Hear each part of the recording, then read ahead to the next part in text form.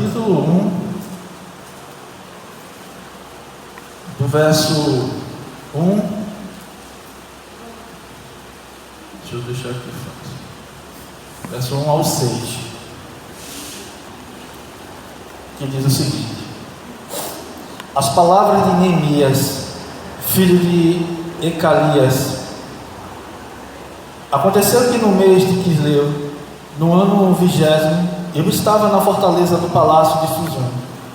Veio Anani, um de meus irmãos, junto com alguns homens de Judá.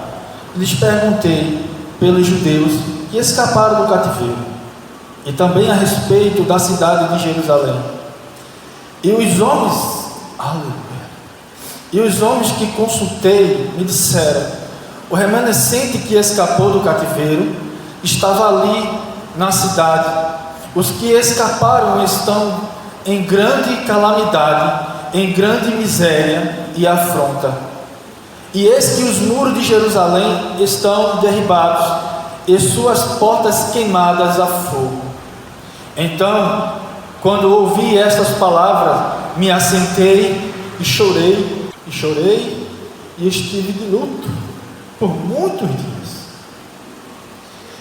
E estive jejuando e orando diante de Deus do céu. Aleluia, perdão. E disse: rogo diante de ti, ó Senhor Jeová, Deus poderoso e terrível, que se reservas a verdade e a bondade para aqueles que te amam e observam os teus mandamentos. Que estejam agora abertos os teus olhos e atentos os teus ouvidos para escutar a oração que eu, teu servo, faço diante de ti, dia e noite, pelos filhos de Israel, teus servos, e confesso os pecados que nós, os filhos de Israel, cometemos contra ti. Sim, eu, a casa de meu pai, temos pecado diante de ti. Aleluia. Aleluia. Glória a Deus. E eu perguntei então: o que pregar à igreja? O que falar para a igreja? E por este motivo Deus me trouxe essa palavra. E eu falei na semana da quarta-feira sobre remanescente. E a minha Bíblia, no seu sentido original, essa expressão é remanescente. São os que sobraram. E eu sei que é apenas uma reflexão, mas não deixe de ouvir o que Deus tem para você, para a igreja nesta manhã. Porque há muitos avivamentos, muito trabalhar de Deus na história da igreja, foram construídos com sermões. A Bíblia em si é uma carta de amor de Deus para a humanidade, mas ela carrega muitos sermões, muitas palavras fortes e duras, porque o coração do homem é um coração de pedra, e você se volta para Jesus, mas às vezes você deixa novamente pedras começarem a cobrir ele. E é por isso que a palavra de Deus ela tem que estar batendo, esmuiçando, amolecendo sempre nosso coração, para ficarmos sensíveis a ouvir a palavra de Deus. Então nós falamos muito de avivamento, mas avivamento tem sido como fogos de artifício. Faz barulho, tem estrondo, mas logo acaba. Chegamos na igreja, batemos palmas, levantamos as mãos, cantamos, nos alegramos, mas estamos viciados em praticar imundícies, pornografia, adultério. E eu vos falo nesta manhã, eu falo com amor essa palavra. Eu não falo com rancor. A palavra de Deus não é para ser pregada, direcionada para alguém, ou desabafada para alguém. Mas tem que ser Deus de fato falando para a igreja. Então quando eu venho nesta manhã, eu venho falar com amor. Eu não venho dizer você está errado, eu venho dizer nós temos errado. Eu não venho dizer você é falho, nós somos falhos. Eu não venho dizer que eu sou melhor. Eu não sou melhor do que ninguém em nada. Apenas eu sou um mensageiro de Deus nesta manhã, trazendo a palavra de Deus. E outra coisa, quero deixar bem claro aqui, que se vocês forem na minha casa, não se preocupem, vocês não vão encontrar um lar perfeito. Se vocês forem me conhecer, mas eu ouvi eles, eu digo não, vocês não vão encontrar um homem perfeito, uma pessoa perfeita. Não, eu sou cheio de erros, cheio de falhas, mas eu estou cansado. E essa era a minha oração diante de Deus. Eu estou cansado, Deus, deste falso avivamento, que nada muda, nada acontece. É algo que veio e passou.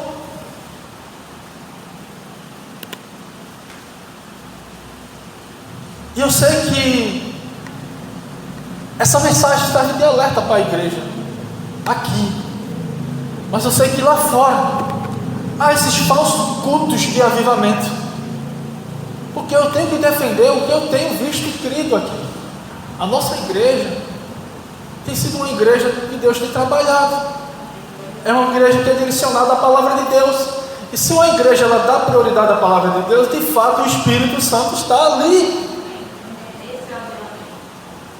E se nós não somos perfeitos, é porque ainda moramos aqui nessa terra, estamos passando por um processo de aprimoramento.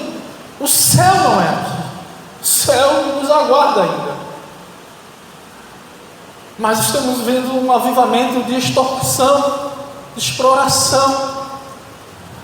Um avivamento que diz: olha, vem que Deus vai fazer isso na tua família, vem que Deus vai te dar algo, vem que Deus vai fazer isso e aquilo. Não! O avivamento vem com mudança de dentro de nós. E aí você vem à igreja, você canta, você ora, você prega, mas a sua oração está vazia. A sua oração é levada ao vento. Você canta, mas o seu canto não tem mais vigor, não tem mais alegria. É simplesmente cantar, é uma letra. Você prega, mas a sua pregação não tem mais ousadia, não tem mais unção, não tem mais poder. É uma pregação vazia. São apenas letras escritas que você preparou para trazer. São estudos bem elaborados, bonitos, mas está vazio. Aleluia. Por quê? Porque você mudou. Algo do mundo entrou em você e você mudou. Você já não é mais aquela mesma pessoa fervorosa que buscava o Senhor. E foi por isso que Deus me trouxe aquele pequeno trecho na minha memória em oração. Porque às vezes a gente busca tanta coisa de Deus, tanta informação, e às vezes nos sentimos autossuficientes, que já sabemos demais, que às vezes não precisamos de Deus para nada. Nos tornamos críticos demais. Esse irmão não louva, esse irmão não prega, esse irmão não ora, esse irmão isso, essa igreja é assim, essa igreja não faz, essa igreja não tem. Mas esquecemos de buscar aquele que nos salvou e nos resgatou do lamaçal desse mundo.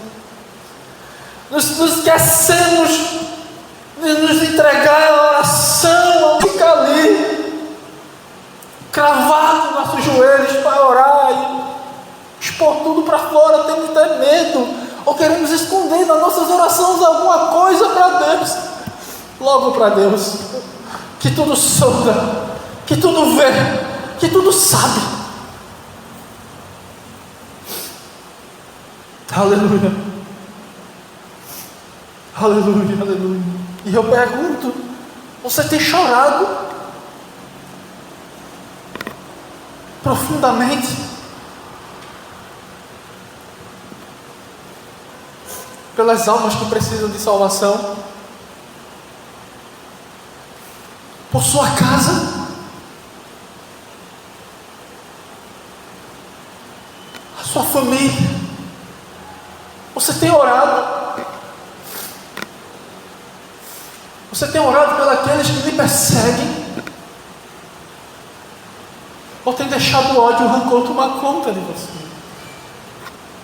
Porque não é fácil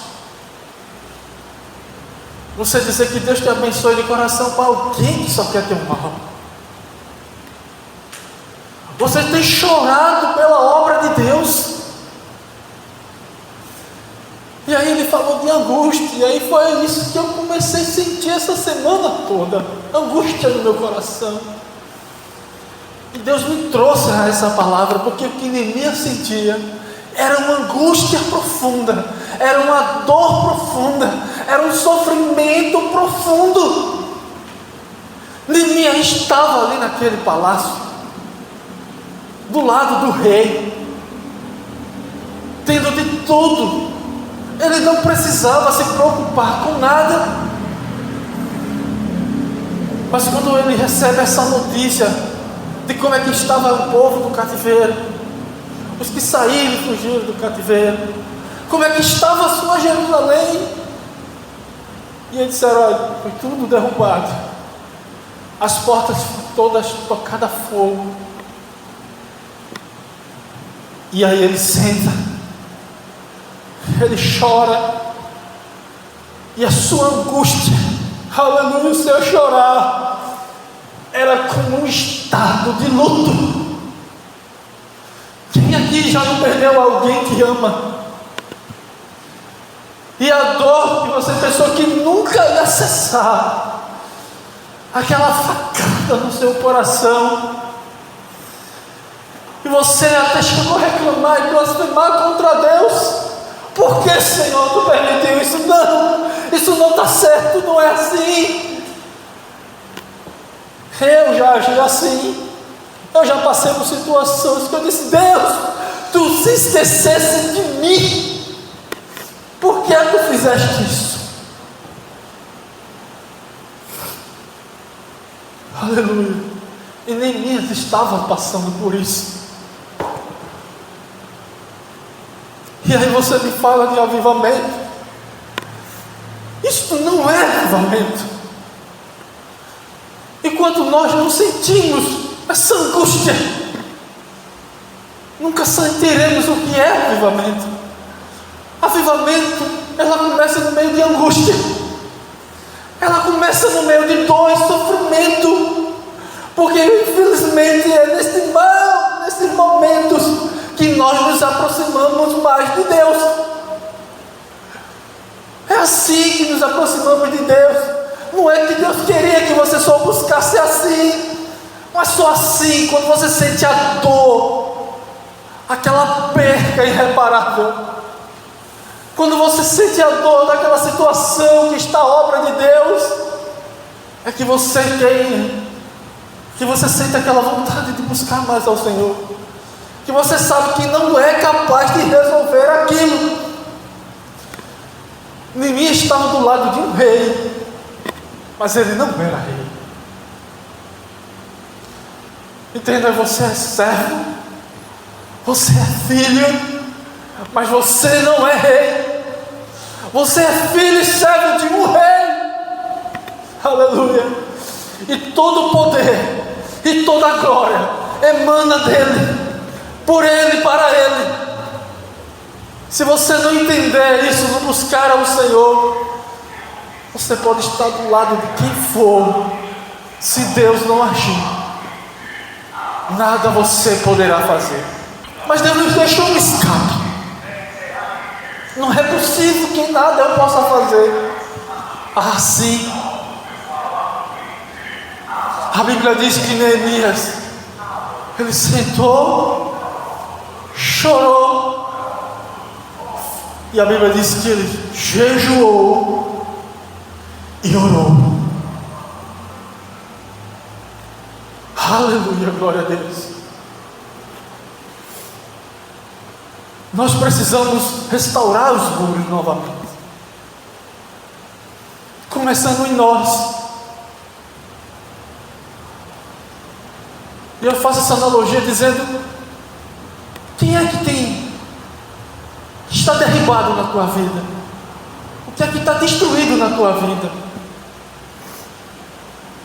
Deus, Ele tem poder para restaurar novamente. O que é que tem deixado encarcalhado na tua vida, aberto na tua vida, para essa porta do teu coração permitir que tanta coisa que desagradou a Deus entrar e esfriar? Deus tem poder novamente de levantar portas que foram derribadas, destruídas pelo fogo. Esse fogo que fazia o seu coração arder diante da presença de Deus. Aleluia, é tempo de voltarmos a chorar diante de Deus. Você lembra quando foi a última vez que você chorou em oração diante do Senhor?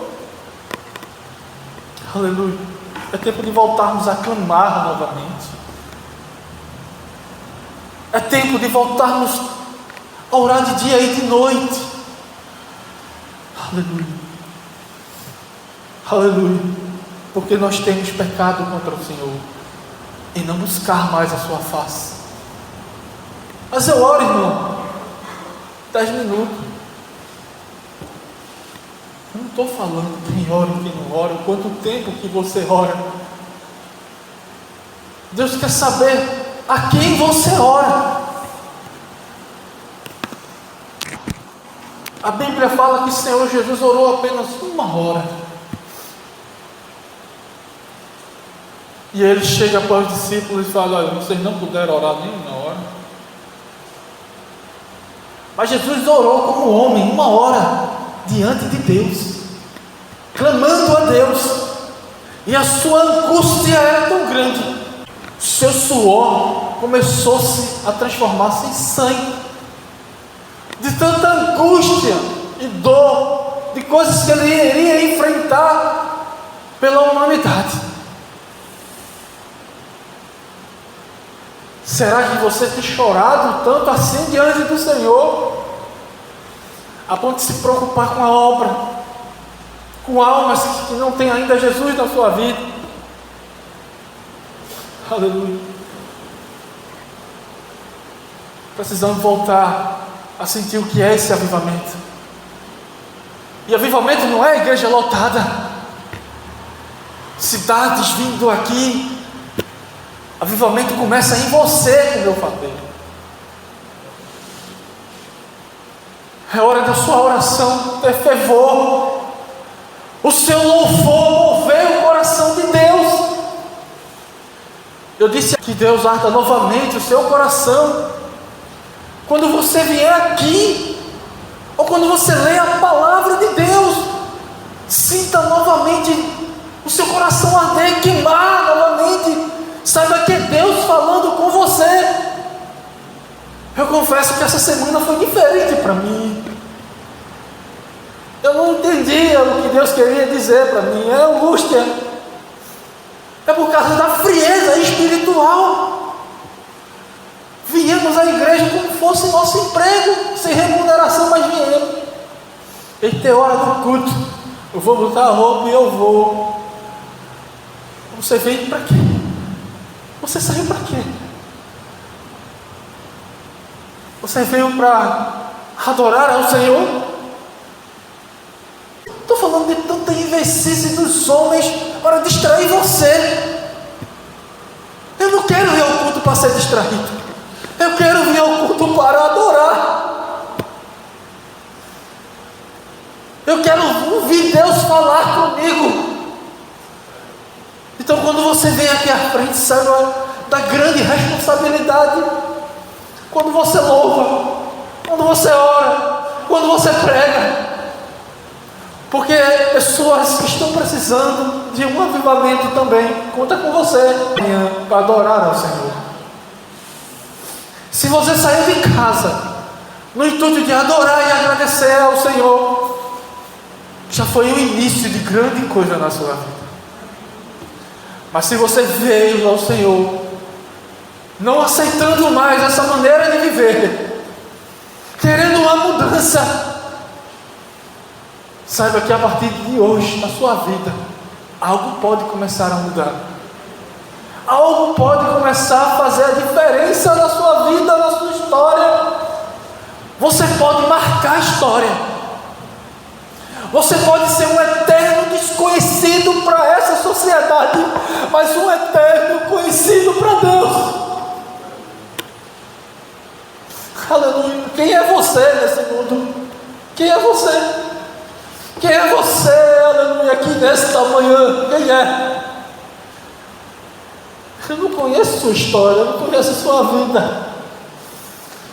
Mas ainda que você se formasse no útero da sua mãe, o Senhor já conhecia você, aleluia. Ele já conhecia a tua história. Ele já sabia das quedas que você ia levar, aleluia. Mas o Senhor nunca esteve com a mão dele recolhida para te socorrer. Mas eu digo a você nesta manhã, a mão de Deus estará sempre estendida, mas é preciso que você venha até Ele. É preciso que você reconheça, saia do seu lugar, venha até Ele e segure fortemente na mão dele. A passagem que eu mais amo na Bíblia, a parábola do filho pródigo. O pai foi lá buscar o filho aonde ele estava vivendo? Não. Quando o filho se viu naquela lama, novamente o coração dele começou a arder, de sentir a necessidade de estar perto do pai. E ele via-se naquela lama a ponto de comer comida dos porcos, que é isso que o mundo dá, comida de porcos. O mundo te oferece algo aparentemente bonito, mas que para Deus não serve de nada, não tem utilidade de nada. E aí ele diz: o que é que eu estou fazendo aqui? Meu Deus,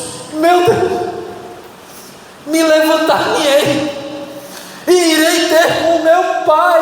Eu direi a ele: pai, eu pequei contra o céu e diante de ti, eu não sou digno de ser chamado teu filho.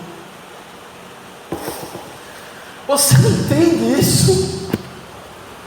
Você é que precisa voltar a buscar ao Senhor, porque Deus sempre está disposto a nos socorrer, a nos ajudar. Mas é preciso que você recupere novamente o título de filho. Somos servos porque trabalhamos, amamos servir ao Senhor, mas Deus quer nos dar título de filho. Que o avivamento comece assim na sua vida, você novamente sentindo a necessidade de buscar ao Senhor, a clamar por mudança, seja na igreja, seja na sua casa, seja nessa comunidade. Precisamos mudar, e vai começar em você algo que Deus quer fazer. Aleluia, já me demorei e eu agradeço pela oportunidade. Que o Senhor abençoe cada um nesta manhã. Que o Senhor os abençoe, os livre de mal, os guarde e nos conceda mais um dia para podermos estar aqui novamente adorando e exaltando ao Senhor. Que o Senhor realize o desejo que está no coração de Deus para a tua vida, não o que está no teu. Que você nesta manhã saia mudado daqui. Construa novamente esse muro. Coloque portas, não deixe o inimigo novamente entrar. Quando Neemias ficou sabendo aquilo, ele viu a cidade de Jerusalém derribada. Não há mais nada que impeça do inimigo entrar e fazer o que quiser. Mas para terminar, a Bíblia diz lá para frente que Neemias ele pede ao rei para que ele vá a Jerusalém para reconstruir novamente aquele muro. E aí eu vou dizer aqui para vocês o que aconteceu, na verdade. Fica para um outro dia o que aconteceu. Fica para uma outra oportunidade o que aconteceu. Eu só sei que o muro foi construído novamente. E a palavra de Deus diz que as portas de Jerusalém foram levantadas. Mas a observação que eu faço é: havia pequenas brechas. E Neemias sabia. E colocou guardas ali, dia e noite vigiando. E depois começaram a tapar também aquelas brechas. Ou seja, Deus não faz nada pela metade na nossa vida. Se Deus já começou a trabalhar em coisas grandes, não se preocupe, que as pequenas coisas que ainda te atrapalham, Deus também está trabalhando. E se você sente o desejo de se reconciliar novamente com Deus e voltar para o Senhor, essa é a oportunidade.